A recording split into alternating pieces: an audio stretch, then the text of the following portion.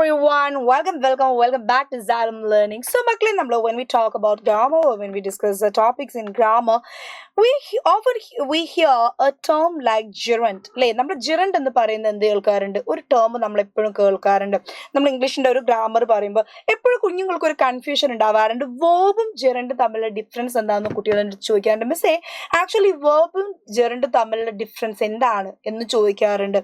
അപ്പൊ നമ്മൾ ഇന്നത്തെ ഒരു വീഡിയോയിൽ ഇന്നത്തെ ക്ലാസ്സിൽ നമ്മൾ ഡിസ്കസ് ചെയ്യുന്നത് actually what is A gerund, എന്താണ് ഒരു gerund എന്നാണ് ഇന്ന് നമ്മൾ എന്ത് ചെയ്യുന്നത് പഠിക്കുന്നത്. ഓക്കെ, അപ്പൊ ആ ഒരു കൺഫ്യൂഷൻ എന്ത് ചെയ്യാൻ പാടില്ല, ഇനി ഉണ്ടാകാൻ പാടില്ല. നമുക്ക് ആ ഒരു കൺഫ്യൂഷൻ എന്ത് ചെയ്യണം, എന്താ പറയുക, നമ്മൾ ഇവിടെ നമ്മൾ അയച്ചു വിടണം. ഓക്കെ, നമ്മൾ പറഞ്ഞ് അയച്ചേ പറ്റും നമുക്ക് ആ ഒരു confusion. So we are going to learn what is a gerund. It is a noun. Is it a noun? ഇതൊരു noun പേര് ആണോ എന്ന് ചോദിച്ചാൽ a noun ending in ing that has been made from a verb. Okay, ഒരു വേർബിൽ നിന്നാണ് നമ്മൾ എന്തുണ്ടാക്കുന്നത്, ഈ noun ഉണ്ടാക്കുന്നത്. So of course gerund is a noun. പക്ഷെ ആ നൗൺ എങ്ങനെയാ ഫോം ചെയ്യുന്നത്? ഒരു വേർബ് പ്ലസ് ing ചേർത്തിട്ട് ഉണ്ടാകുന്ന വാക്ക് നമ്മളൊരു നൗൺ, ഒരു പേര് പോലെ ഉപയോഗിക്കുമ്പോഴാണ് അത് gerund ആയിട്ട് മാറുന്നത്. നമ്മൾ വേർബ് പ്ലസ് ing വരുന്ന ഒരു വാക്ക്, for example swimming, talking, reading, dancing,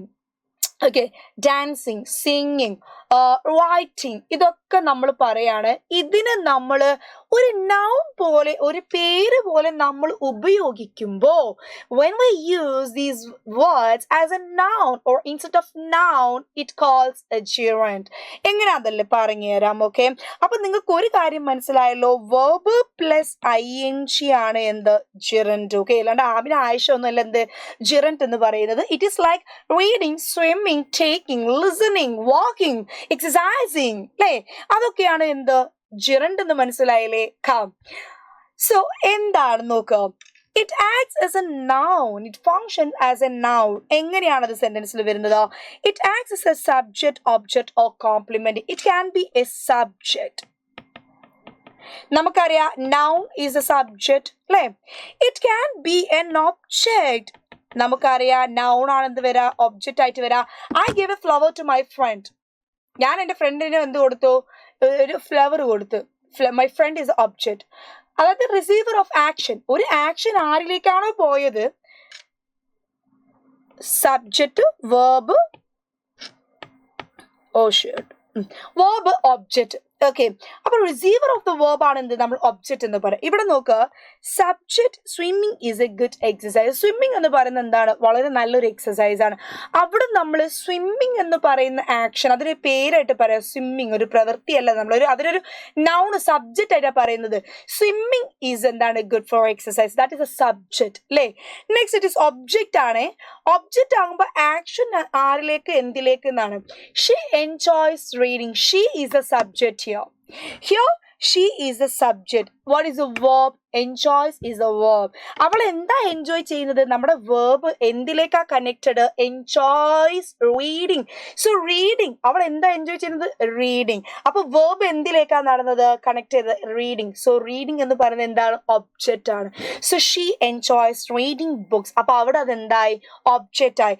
next it is her hobby is hiking. അവളുടെ ഹോബിയാണ് എന്ത്, hiking. That is complement. Oh, her hobby is hiking. അവളുടെ ഹോബി എന്താണ്, ഹൈക്കിംഗ് ആണ് അവളുടെ ഹോബി. That's A complement. അത് നമ്മൾ ഒരാൾക്ക് കോംപ്ലിമെന്റ് കൊടുക്കുകയാണ്. Object of A preposition, he is interested in learning Spanish. Object of A preposition, ഒരു പ്രിപ്പോസിഷന്റെ ഒബ്ജക്റ്റ് ആയിട്ട് നമ്മൾ എന്ത് ചെയ്യാറുണ്ട്, വരാറുണ്ട്. നോക്കാം, ഇൻ എന്ന് പറയും, ഇന്ന് ശേഷം വരുന്ന എന്താണ്, ഹി ഈസ് ഇൻട്രസ്റ്റഡ്. അയാൾക്ക് താല്പര്യം ഉണ്ട്. എന്തിലാണ്, ഇൻ ലേണിംഗ് സ്പാനിഷ്, സ്പാനിഷ് പഠിക്കുന്നതിൽ. ഇവിടെ പ്രിപ്പോസിഷന്റെ ഒബ്ജക്റ്റ് ആയിട്ടാണ് ആര് വന്നത്, he is interested. He is A subject, interested is A verb. അതിൻ്റെ ഇടയിൽ എന്ത് വന്ന്, ഇൻ എന്ന് പറയുന്ന ഒരു പ്രിപ്പോസിഷൻ അവിടെ വന്നു.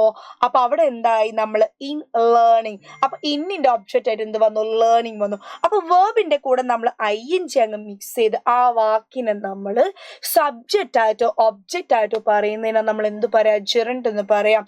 Walking is good for health. നടത്തം എന്താണ്, നല്ലതാണ്. Swimming is A good exercise. Reading is is my hobby. ഇതൊക്കെ എന്താണ്? ജിറന്റ് ആണ്. ഓക്കെ, അപ്പൊ ജിറന്റ് വെറും സെന്റൻസിന്റെ ബിഗിനിങ്ങിൽ മാത്രമേ വരുള്ളൂ എന്നുള്ള സംശയം എല്ലാവർക്കും ഉണ്ട്. നോ, അതൊരു കൺഫ്യൂസിങ് ആണ്. that is a mistake, that's a confusion. അത് സത്യമല്ല. ജിറന്റ് ക്യാൻ ബി എ സബ്ജക്ട്, എന്താണ് അതേപോലെ, and also it can be N object, അത് ഒബ്ജക്റ്റും ആവും. ഓക്കെ, അപ്പൊ ജിറന്റ് മീൻസ് എന്താണ്? verb plus ing and it acts as a noun, ഒരു noun പോലെ പ്രവർത്തിക്കുന്ന വേർബിനോട് ing ചേർത്തുണ്ടാക്കുന്ന പദങ്ങളെയാണ് നമ്മൾ എന്ത് വിളിക്കുന്നത്? ജിറന്റ് എന്ന് വിളിക്കുന്നത്. hope it is clear to you guys. Thank you so much.